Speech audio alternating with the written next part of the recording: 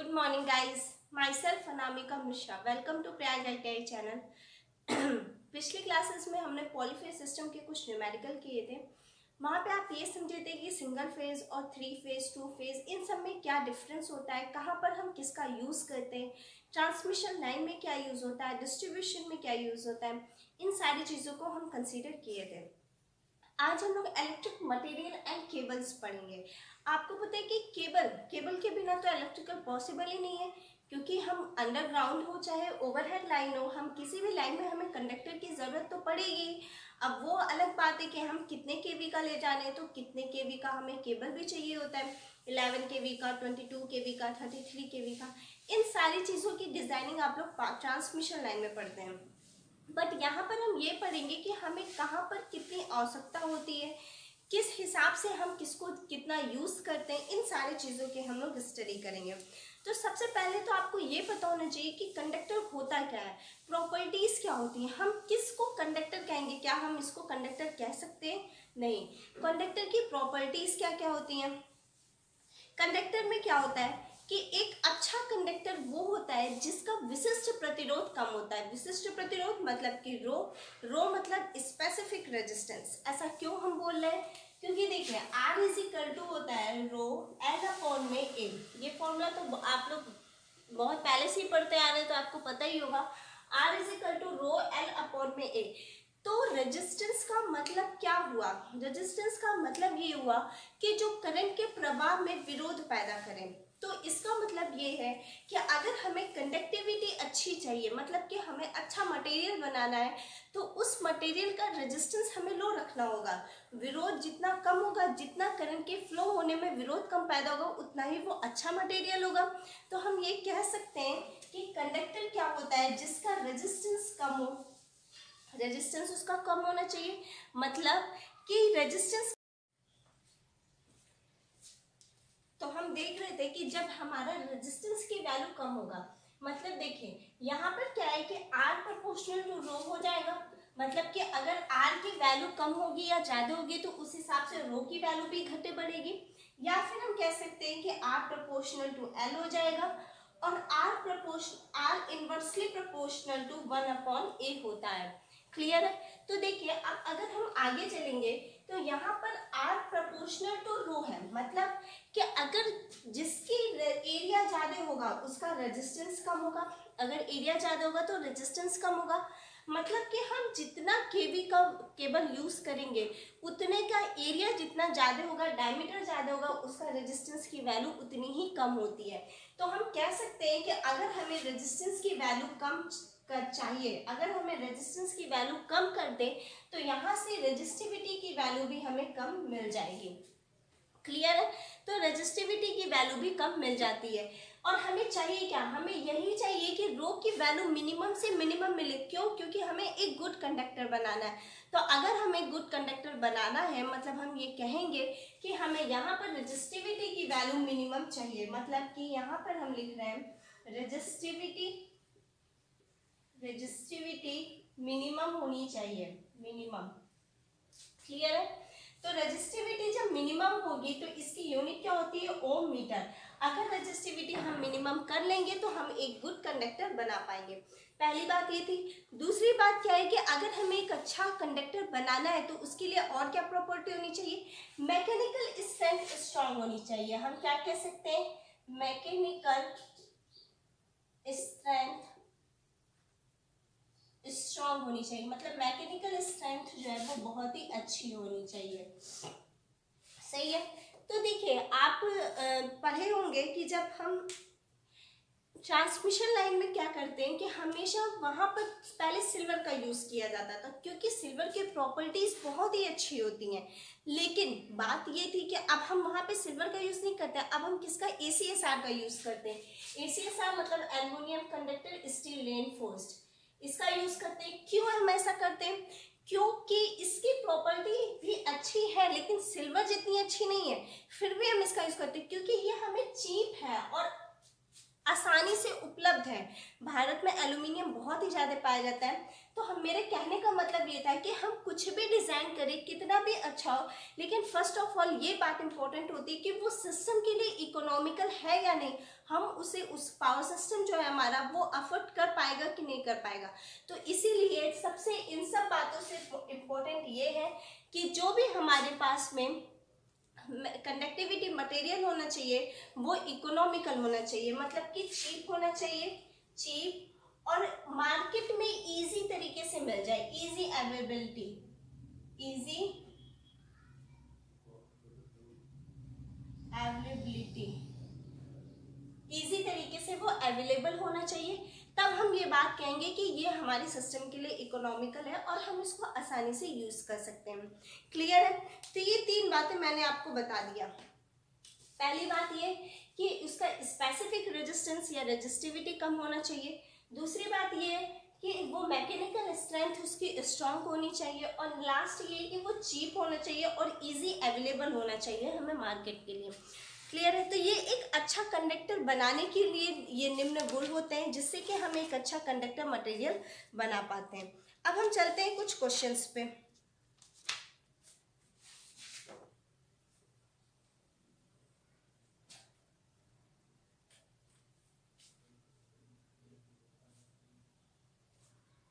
देखिए, आज का फर्स्ट क्वेश्चन है, निम्न में से कौन सा पदार्थ अचालक नहीं है? निम्न में से कौन सा पदार्थ अचालक नहीं है? ऑप्शन दिया है आपके पास, बेकेलाइट, रबर, कार्बन और माइका। क्लियर है? तो आपको बताना है कि कौन सा पदार्थ जो है वो इसमें से अचालक नहीं है।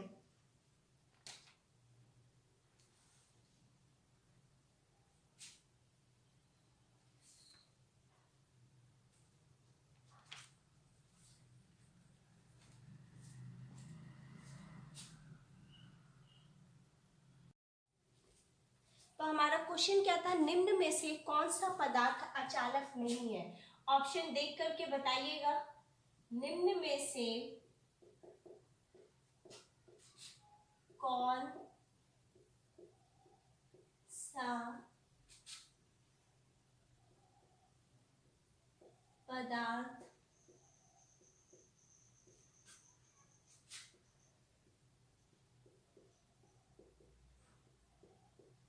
अचालक नहीं है? निम्न में से कौन सा पदार्थ अचालक नहीं है? ऑप्शन क्या है, बेकेलाइट। ऑप्शन क्या है, बेकेलाइट। ऑप्शन बी क्या है, रबर। बेकेलाइट हो गया, रबर हो गया, कार्बन और माइका। ऑप्शन सी क्या है, कार्बन, और ऑप्शन डी क्या है, माइका। माइका सही है। तो देखिए, कौन सा पदार्थ अचालक नहीं है, मतलब कि नॉन कंडक्टर मटेरियल की बात हो रही है, कंडक्टर मटेरियल की बात नहीं हो रही है। तो इसमें से हम देखेंगे कि बेकेलाइट, रबर, कार्बन और माइका तो अचालक नहीं है, मतलब कि बेकेलाइट जो है वो अचालक नहीं है, वो चालक होता है, कंडक्टर मटेरियल होता है। बाकी आपका रबर, कार्बन और माइका, आपको पता है कि एज ए इंसुलेशन प्रॉपर्टी के लिए हम लोग माइका का यूज करते हैं, रबर का यूज करते हैं। ये सब किस लिए, जब हमें इंसुलेशन को बढ़ाना होता है तो हम इन सारी चीजों का यूज करते हैं। और तो ये हमारी क्या हो गई, ये तो हमारी अचालक ही हो गया। तो अचालक क्या नहीं है, बेकेलाइट नहीं है। नेक्स्ट क्वेश्चन है, मध्यम वोल्टेज ग्रेड केबल की अधिकतम सहनीय वोल्टेज होती है। मतलब क्वेश्चन क्या पूछा गया है कि मध्यम वोल्टेज यानी कि medium voltage grade cable, medium voltage grade cable की सहनीय वोल्टेज होती है, मतलब कितने पर वहां पे वोल्टेज ड्रॉप नहीं होगा, सहनीय कितनी होती है। तो ऑप्शन देखिए दिया हुआ है 250 वोल्ट, 250 वोल्ट। ऑप्शन बी दिया हुआ है 650 वोल्ट।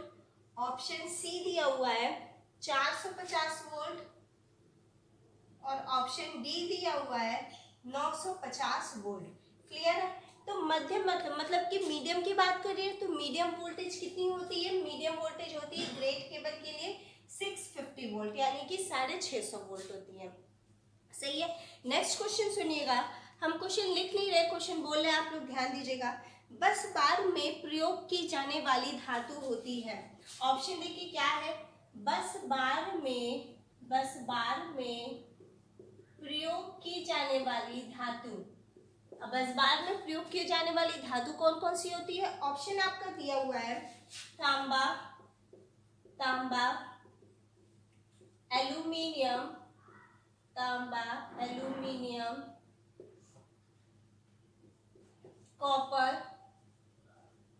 कॉपर, और ऑप्शन डी दिया हुआ है जिंक। सही है। तो बस बार में प्रयोग की जाने वाली धातु बतानी है। बस बार हमेशा किससे मिलकर बना होता है? एल्यूमिनियम से मिलकर बना होता है। और बस बार की एक प्रॉपर्टी क्या होती है? इसको क्यों एल्यूमिनियम से बनाया जाता है? कांस्टेंट वोल्टेज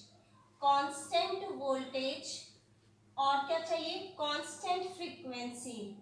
कांस्टेंट वोल्टेज और कांस्टेंट फ्रीक्वेंसी चाहिए, तो हमारा बस बार तैयार होता है। और इसी पैरामीटर को कंप्लीट करने के लिए, पूरा करने के लिए हम किसका यूज करते हैं? हमेशा एल्यूमिनियम का यूज करते हैं। तो हम ये कह सकते हैं कि बस बार जो होता है वो किससे मिलकर बना होता है? एल्यूमिनियम से मिलकर के बनाया जाता है। क्लियर है? आगे देखिए, चलते हैं। नेक्स्ट क्वेश्चन है,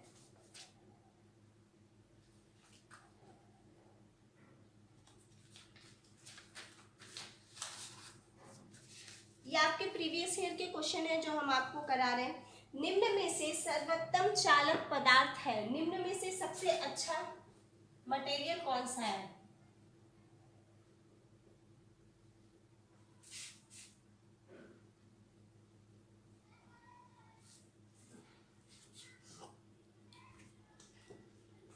निम्न में से, ऑप्शन क्वेश्चन सुनिएगा, निम्न में से सर्वोत्तम चालक पदार्थ, सर्वोत्तम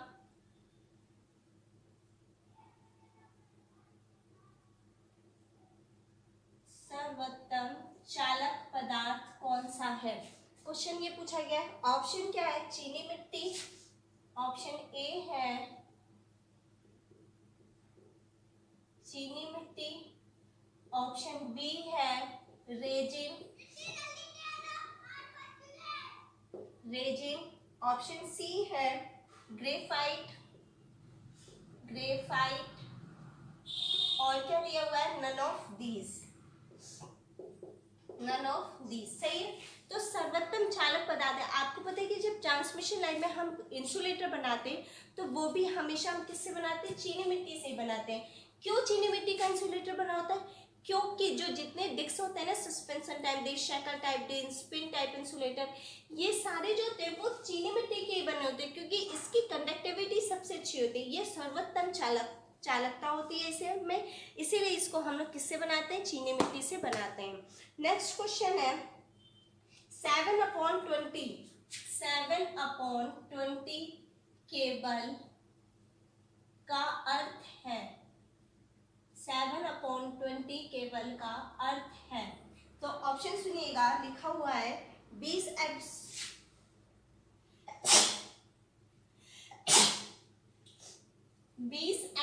SWG। SWG का मतलब आपको पता ही है कि ये किसकी यूनिट होती है? ये केबल की यूनिट होती है। तो ऑप्शन क्या लिखा हुआ है? 20 SWG के 7 वायर। कितने? 7 वायर। ऑप्शन बी दिया हुआ है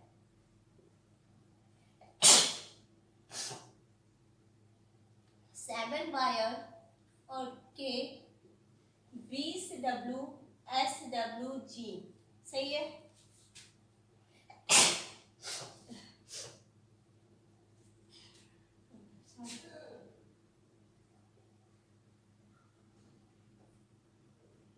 यहाँ पे क्या दिया हुआ है? तार लिखा हुआ है। सही है, यानी कि 7 WG के 20 टायर है, 20 टायर है। उसके बाद ऑप्शन सी दिया हुआ है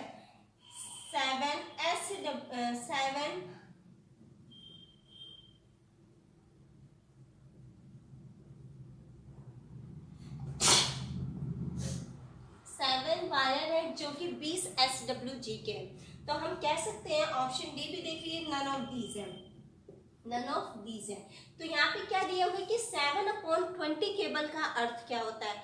मतलब हम ये कह सकते हैं कि 7/20 का मतलब क्या है कि जो 7 SWG के 20 तार आपने यूज किए हैं। क्या 7 ये बहुत इंपॉर्टेंट क्वेश्चन है, ये हमेशा एग्जाम में आता है, ये हमेशा पूछा जाता है कि 7/20 केबल का अर्थ क्या होता है। हो सकता है नंबर चेंज कर दे, लेकिन इसका मतलब समझिएगा कि ऊपर 7/20 हम कैसे लिखेंगे, ऐसे लिखेंगे। तो ये ऊपर वाला पार्ट क्या होता है, SWG का पार्ट होता है, क्योंकि वायर की यूनिट क्या होती है, SWG होती है। और 20 क्या है हमारा, 20 क्या है हमारा, तार है। मतलब कि 7 SWG का 20 तार हमने यूज किया है। तो हम कहते हैं कि 7/20 केबल का 7/20 केबल है ये। क्लियर है? आगे चलते हैं।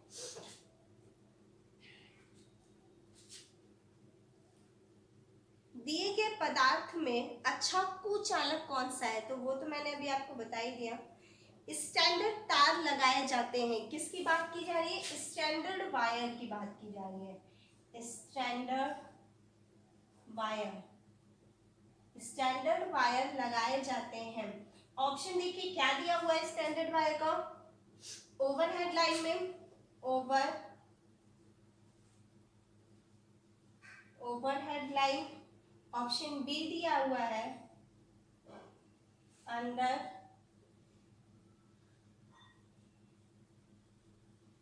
अंडरग्राउंड केबल, मतलब ओवरहेड लाइन, अंडरग्राउंड केबल। और सी क्या दिया हुआ है, घरों की वायरिंग में, घरों की वायरिंग में। और ऑप्शन डी दिया हुआ है नन ऑफ दीज। और बात किसकी की जा रही है, स्टैंडर्ड वायर की बात की जा रही है। तो स्टैंडर्ड वायर हमेशा कहाँ लगाए जाते हैं, घरों की वायरिंग में। घरों की वायरिंग में हमेशा अच्छा से अच्छा वायर यूज किया जाता है।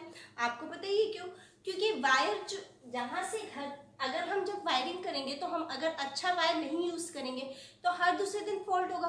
और फॉल्ट सिर्फ जरूरी नहीं है ना कि वायर में, हो सकता है कि जो हमारे इक्विपमेंट्स कनेक्ट है, मतलब fridge, cooler, TV, fan, light, बहुत सारी चीजें कनेक्ट होती हैं, वो भी तो शॉर्ट सर्किट हो सकती है। तो इसलिए वायरिंग करते वक्त अच्छा से अच्छा स्टैंडर्ड वायर यूज किया जाता है। ये हमारे इंडियन इलेक्ट्रिसिटी रूल में भी बताया गया है कि जब आप वायर यूज करते हैं तो उसमें अच्छा से अच्छा वायर यूज किया जाता है। जो घरों में बोर्ड लगा होता है उसकी हाइट कितनी होती है, 1.5 मीटर हम हाइट रखते हैं, जमीन से लेकर के ऊपर तक 1.5 मीटर हाइट रखते हैं। अगर उसमें 800 वॉट आ रहा है, मतलब कि पावर की वैल्यू जो है वो 800 वॉट है, अगर उसमें पावर की वैल्यू 800 वॉट है, मतलब हम लोग कितना यूज कर सकते हैं, पॉइंट हम लोग 10 पॉइंट उसमें यूज कर सकते हैं, मतलब कि 10 के फैन और लाइट के मिलाकर के 10 पॉइंट दे सकते हैं। जब एनर्जी मीटर की अगर बात की जाएगी तो एनर्जी मीटर जो घरों में लगा होता है वो कितनी ऊंचाई होनी चाहिए, जमीन से लेकर के उसकी ऊंचाई कितनी होनी चाहिए, 2.5 मीटर तक होनी चाहिए। और स्विच बोर्ड की ऊंचाई 1.5 मीटर तक, और एनर्जी मीटर की ऊंचाई 2.5 मीटर तक। अगर स्विच बोर्ड में 800 वॉट आ रहा है, या 800 वॉट और 3000 वॉट, तो 800 वॉट आ रहा है, मतलब हम ये कह सकते हैं कि उसमें हम 10 पॉइंट यूज कर सकते हैं फैन और लाइट के मिला करके। क्लियर है? आगे चलते हैं। आगे दिया हुआ है नाइक्रोम तार किसका बना होता है, ऑप्शन सुनिएगा। नाइक्रोम तार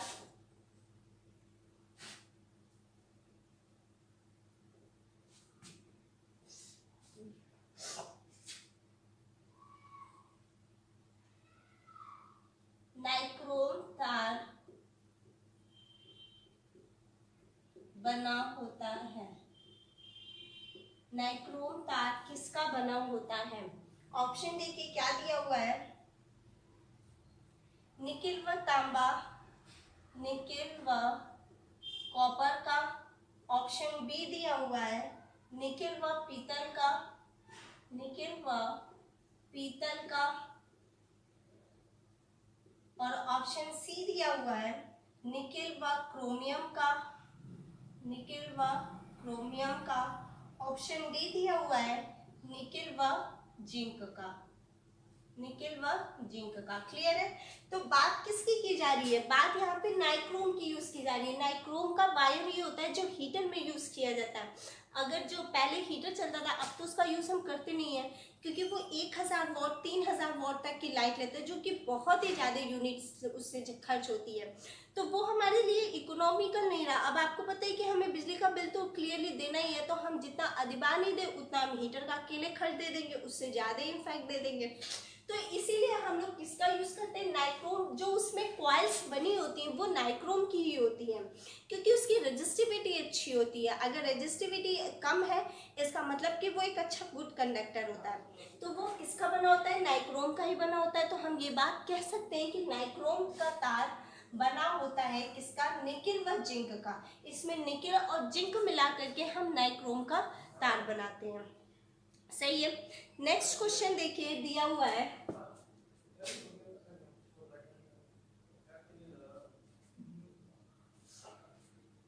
नेक्स्ट क्वेश्चन पूछा हुआ है किट कैट फ्यूज। ये आप लोग जानते हैं kit kat fuse, HRC fuse, round vaulted fuse, कई सारे फ्यूजेज आते हैं। किट कैट फ्यूज के आधार पर कैरियर निर्माण में किसका प्रयोग किया जाता है। सबसे पहले तो आप जानिए कि फ्यूज होता क्या है। आपको पता है कि फ्यूज हमेशा किससे जोड़ा जाता है, लाइव वायर के सीरीज में जोड़ा जाता है। ये भी क्वेश्चन पूछा जाता है कि फ्यूज जो होता है वो हमेशा लाइव वायर के सीरीज में जोड़ा जाता है। लाइव वायर के सीरीज में जोड़ा जाता है, उसको हम लोग क्या कहते हैं, फ्यूज कहते हैं। फ्यूज जो होता है वो चीनी मिट्टी से मिलकर के बना होता है, इतना बड़ा होता है। उसको हमेशा मीटर के नीचे ही हम लगाते हैं। क्यों, क्योंकि अब तो खैर एमसीबी भी लगने लगी है, लेकिन फ्यूज का काम क्या था कि वो जब कोई भी फॉल्ट आए तो सबसे पहले वो वहां से कट आउट हो जाए। वो अपने आप ऑपरेट होता है, मैनुअली ऑपरेट नहीं करना होता है। वो क्या होता है कि उसका मेल्टिंग पॉइंट हमेशा हाई रखना चाहिए कि वो जल्दी से जल्दी वो पिघले ना। लेकिन जैसे ही शॉर्ट सर्किट की कंडीशन आती है, मतलब कि शॉर्ट सर्किट करंट जो है वो फ्लो होना स्टार्ट होती है, तो उस टाइम में क्या होता है कि फ्यूज जो होता है वो कट हो जाता है और उस फ्यूज गिर जाता है, जिससे हमारे घरों के जितने भी इक्विपमेंट्स होते हैं वो शॉर्ट सर्किट होने से बच जाते हैं। तो उसे हम लोग क्या कहते हैं कि फ्यूज कहते हैं। अब ये फ्यूज जो होता है वो समय समय पर नया नया फ्यूज आता रहा। जैसे हमारा सबसे पहले राउंड वॉल्टेड था, फिर किट कैट फ्यूज आया जो कि घरों में यूज होता है, फिर एचआरसी फ्यूज आया। इसके बाद अब फ्यूज भी उतना नहीं यूज हो रहा है, एमसीबी यूज हो रही है, मिनिएचर सर्किट ब्रेकर यूज हो रहा है। उसमें क्या है कि एमसीबी में इसी का मॉडर्न रूप होता है एमसीबी, यानी कि मिनिएचर सर्किट ब्रेकर। तो मिनिएचर सर्किट ब्रेकर बहुत ही अच्छा होता है, ये तुरंत स्ट्रिप कर जाती है लाइट। अगर फ्यूज है तो एक बार को चांस है कि कुछ और भी हो सकता है, बट एमसीबी लगी हुई है तो कोई भी शॉर्ट सर्किट होने पर एमसीबी तुरंत ट्रिप कर जाएगी और आपका पूरा घर जो होता है वो सेफ बचा रहता है। ठीक है, तो फ्यूज होता है वो लाइव वायर के हम लोग सीरीज में जोड़ते हैं। इसके बाद देखिए क्वेश्चन क्या था आपका कि किट कैट फ्यूज के आधार पर कैरियर निर्माण में किसका प्रयोग किया जाता है। किट कैट फ्यूज किसकी बात कर रहा है, किट कैट फ्यूज की। किट कैट फ्यूज के कैरियर निर्माण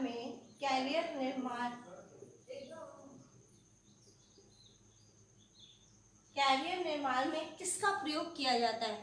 तो किट कैट फ्यूज का प्रयोग हम लोग कैरियर निर्माण में किसका करते हैं, बेकेलाइट